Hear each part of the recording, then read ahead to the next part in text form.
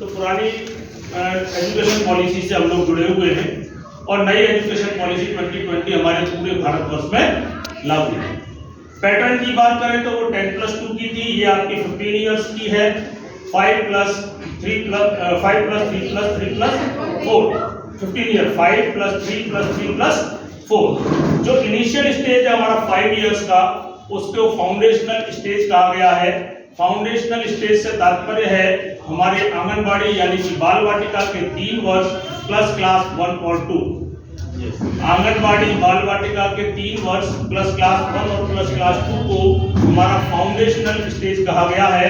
उसके बाद हमारा 3, 4, 5 क्लास 3, 4, 5 प्राइमरी कहा गया है। अब यहाँ पे थोड़ा आपको ध्यान देने योग्य बात है कि पहले हम प्राइमरी 1 to 5 को कहते थे, लेकिन नई एजुकेशन पॉलिसी के अनुसार प्राइमरी सेक्शन आपका क्लास 3, 4, 5 को कहा गया है।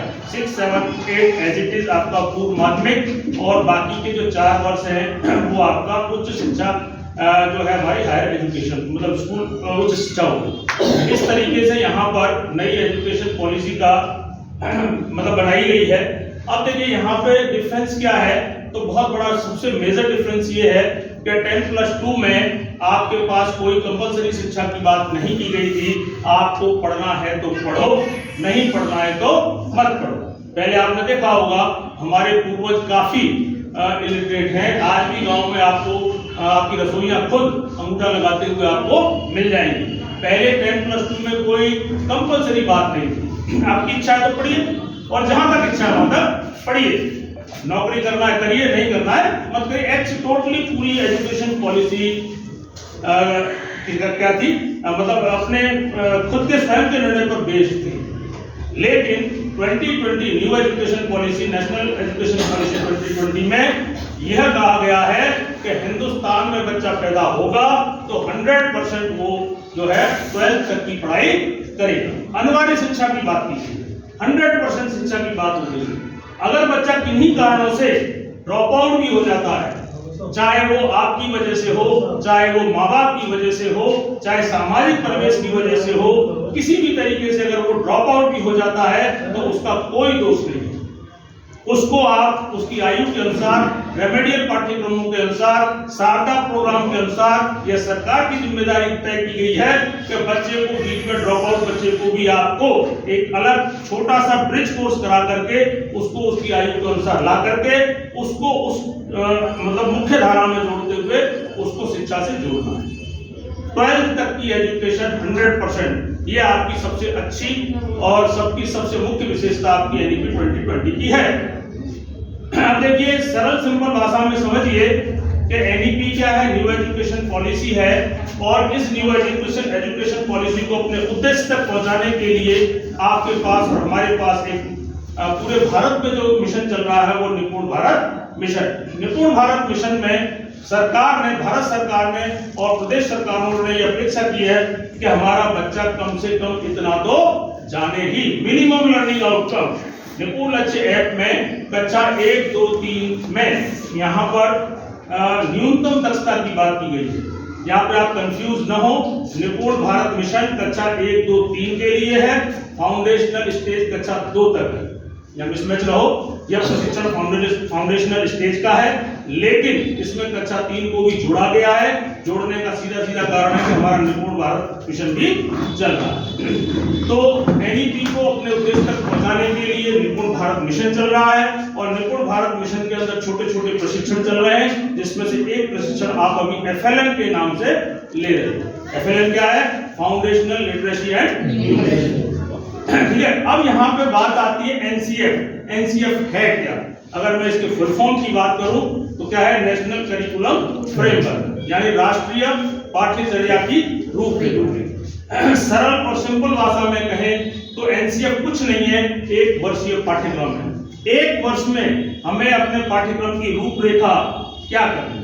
अगर पिछले सेशन की बात करें तो वो एनसीएफ 22 था, जिसके अंतर्गत आपने 22 सप्ताह कार्य योजना को अपने विद्यालयों में साइंस चलाए। वह जो पाठ्यचर्या 22 सप्ताह की जो पाठ्यचर्या वो कार्य योजना थी, वो आपकी कोविड के कारण हुए गैप को पूरा करने के लिए उस योजना में कहीं पे भी पाठ्य पुस्तकों की बात नहीं कही गई थी, कोई उसमें मैपिंग नहीं था। अब जो हम एनसीएफ 23 के अंतर्गत, एनसीएफ 23 की अनुशंसा के अंतर्गत जो हम 25 सप्ताह की कार्य योजना जो हम अपने विद्यालय में चला रहे हैं और 1 अप्रैल से पुनः चलाने वाले हैं। जब तक एनसीएफ 23 की अनुशंसा के बाद अगला एनसीएफ नहीं आता है, तब तक आपको यही कार्य योजना 25 सप्ताह की कार्य योजना हर सेशन में आपको रिपीट करनी है। इस कार्य योजना में आपने संदर्शिकाएं देखी होंगी कि उसमें पूरी आपकी पाठ्य पुस्तक को मैप किया गया। पाठ्य पुस्तक, कार्य पुस्तिका, टीएलएम के उसके गणित के इंस्ट्रूमेंट्स और उसके साथ साथ जो आपको 102 चार्ट दिए गए थे, उनकी मैपिंग की गई है कि किस टॉपिक के लिए आप पाठ्य पुस्तिका में, पाठ्य पुस्तक में किस पेज पे देखेंगे, किस एक्टिविटी के लिए आपको कार्य पुस्तिका का यूज करना है, इस टॉपिक को समझाने के लिए आपको किस मैथमेटिकल के इंस्ट्रूमेंट का प्रयोग करना है, वो सब कुछ एक मैप किया हुआ है। आपको केवल देखना है और उससे संबंधित चीजों को कलेक्ट करना है और आपको पढ़ाना है। अब एनसीएफ सरल भाषा में कहें तो क्या है, 1 वर्ष का सिलेबस, 1 वर्ष में मुझे अपने बच्चे को क्या देना, यानी 1 वर्ष के पाठ्यक्रम की रूपरेखा। अगर मैं एनईपी की बात करूं तो एनईपी में एनसीएफ को 4 भागों में बांटा गया है। चाहे तो आप लिखना चाहे लिख लें। पहला है एनसीएफ एफएस, जिसकी चर्चा हम लोग कर रहे हैं। एनसीएफ एफएस, यहाँ पे एफएस से तात्पर्य है foundational stage. NCF foundational stage, जिसको जो पूरा प्रोग्राम हमारे बेसिक शिक्षा का है। अगला है एनसीएफ एसी। एनसीएफ एसी से मतलब है स्कूल एजुकेशन, यानी फाउंडेशनल स्टेज के बाद जो भी एजुकेशन हो गई वो एनसीएफ एसी में। देखिए, एनसीएफ केवल बेसिक के लिए ही नहीं है, एनसीएफ तो हमारी पूरी शिक्षा, टोटल जो हमारे जो एनईपी एजुकेशन है उसके लिए। तो एनईपी एफएस क्या होती है, हमारी प्राइमरी के लिए, बेसिक के लिए, और एनसीएफ एसी शेष स्कूल एजुकेशन के लिए। फिर है NCF TE for teachers education, जो आप प्रशिक्षण ले रहे हैं, अभी जो हम प्रशिक्षण ले रहे हैं वो एनसीएफ टीई के अंतर्गत ले रहे हैं। और चौथा है NCF AE. NCF AE for adult education. Adult education से तात्पर्य है आफ्टर 18 ईयर्स, जो भी 18 साल के बाद, यानी कि स्कूल शिक्षा के बाद जो भी है, बीटेक, बीएससी जो कुछ भी लेता है, वो आपका एनसीएफ एई के अंतर्गत आएगा। ये पूरा आपका एनईपी का एनसीएफ डिवाइडेशन है। लेकिन हमें इस प्रशिक्षण में बात करनी है केवल और केवल एनसीएफ एफएस की फाउंडेशनल स्टेज। अब देखिए, सबसे बड़ी मुख्य बात इस पॉलिसी की या इस एनसीएफ की ये है कि हमारा बच्चा जब हमारे पास कक्षा 1 में आता था तो कहीं न कहीं हम ये पाते थे कि बच्चा हमारी कक्षा के अनुरूप नहीं है। भारत सरकार ने इस चीज को बड़ा चैलेंज के रूप में लिया और ये चिंतन मंथन किया गया कि आंगनबाड़ी तो हमारे यहाँ चली रही है भाई, इनफॉर्मल एजुकेशन तो हम दे ही रहे थे, क्यों ना इन इनफॉर्मल एजुकेशन आंगनबाड़ी को एक सिस्टमेटिक तरीके से मैंडेटरी कर दिया जाए और क्यों ना इसको हम बाल वाटिका के रूप में हम अपने विद्यालयों में कक्षा 1 से नीचे इंट्रोड्यूस कर दें। क्योंकि एनईपी किसी एक प्रदेश की नहीं है, एनईपी पूरे भारत देश की है और पूरे भारत देश में जो एजुकेशनल स्ट्रक्चर है वो अलग अलग है। कहीं पर तो एक ही कैंपस में 1 से 12 तक स्कूल चल रहे हैं, कहीं पर अलग अलग। जैसे अगर मैं अभी लेटेस्ट बात करूं केंद्रीय विद्यालयों में, क्योंकि केंद्रीय विद्यालय एक कैंपस में चलते हैं, एक झटके में वहां पे एनईपी लागू हो गई है।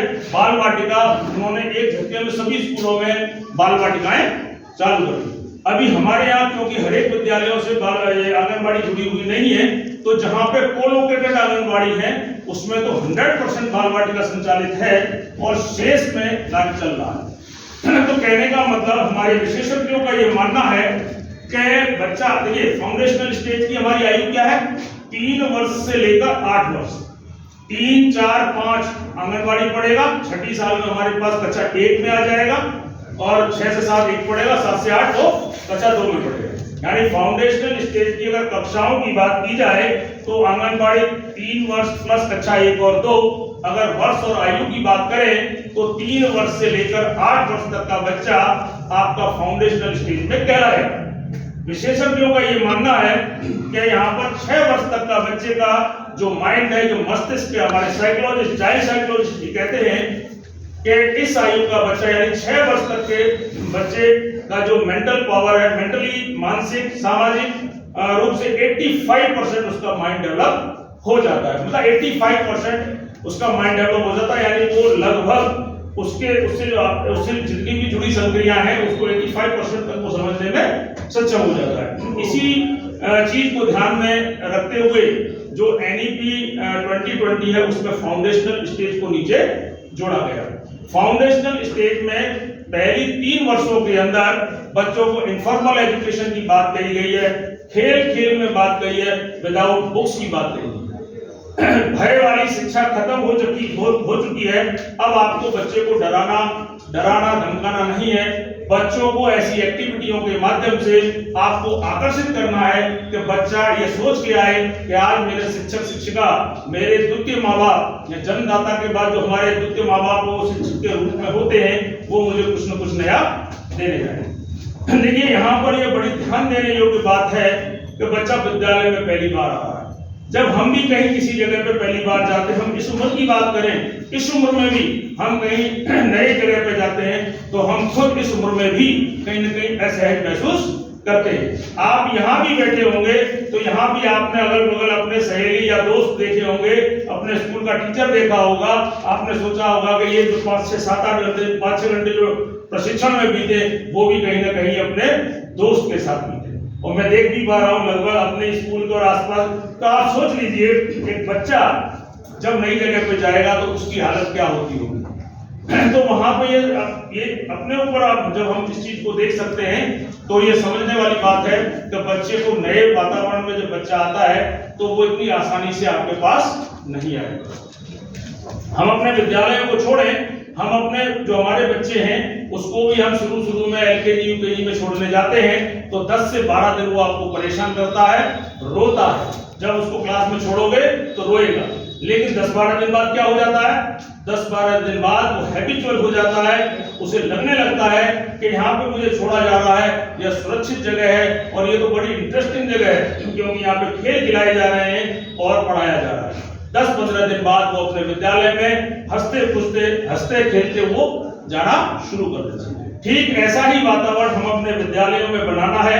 यहाँ पे भय मुक्त और औपचारिक शिक्षा की पहली 3 वर्ष में बात ही नहीं की गई है। बच्चे को आपको किताबों से बहुत दूर रखना है, आपको खेल खिलाने एक्टिविटीज करानी है, लेकिन वो एक्टिविटीज ऐसी हों कि कहीं ना कहीं जाने अनजाने में डायरेक्ट इनडायरेक्ट वे में वो कुछ सीख के जाए, कुछ उसमें कहीं ना कहीं उसमें से हमारा जो एक लर्निंग आउटकम है वो निकल के जाए।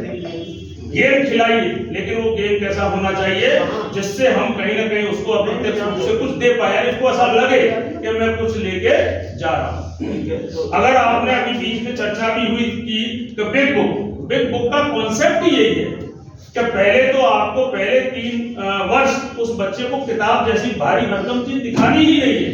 किताब से तो कोई मतलब ही नहीं है, केवल वो जो वहां पे गलियों में, गांव की गलियों में जो खेल खेलता है, ऐसे ही खेलों को आपको एक स्वस्थ वातावरण में एक कक्ष में बाल वाटिका के माध्यम से आपको खेल खिलाना है। जो वहां पे उल्टे सीधे खेल सीखता है, उल्टी सीधी भाषा बोलता है, तो वो जो उसका जो परिवेश है वो परिवेश से हटा करके आपको यहाँ अच्छे खेल और उसको वैसा वातावरण देना है। और जो भी आप बच्चे को आवश्यक जरूरत हो उस बच्चे को आप वहां पे अपडेट कीजिए। जब बच्चा आपके विद्यालय में आने लग जाएगा तो बिग बुक का कॉन्सेप्ट ये है कि बच्चा बुक को छूना सीखे।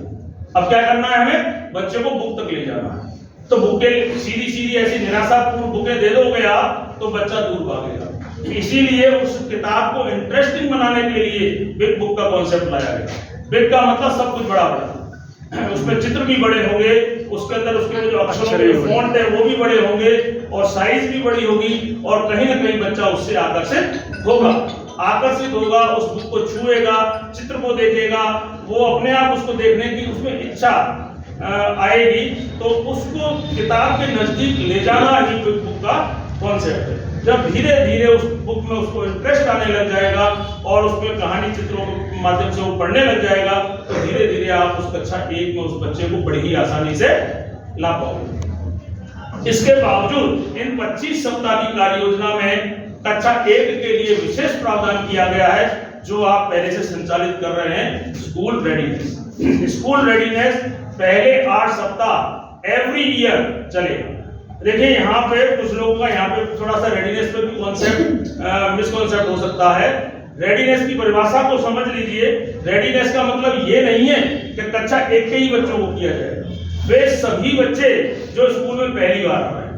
मान लो एक बच्चा आ रहा है, वो पहली साल पढ़ाई नहीं, सीधा आपने उसको आयु के आधार पर कक्षा 2 में भर्ती कर लिया, तो वो कक्षा 2 का बच्चा भी 8 सप्ताह वो स्कूल रेडीनेस को उस एक्टिविटी में भाग लेगा।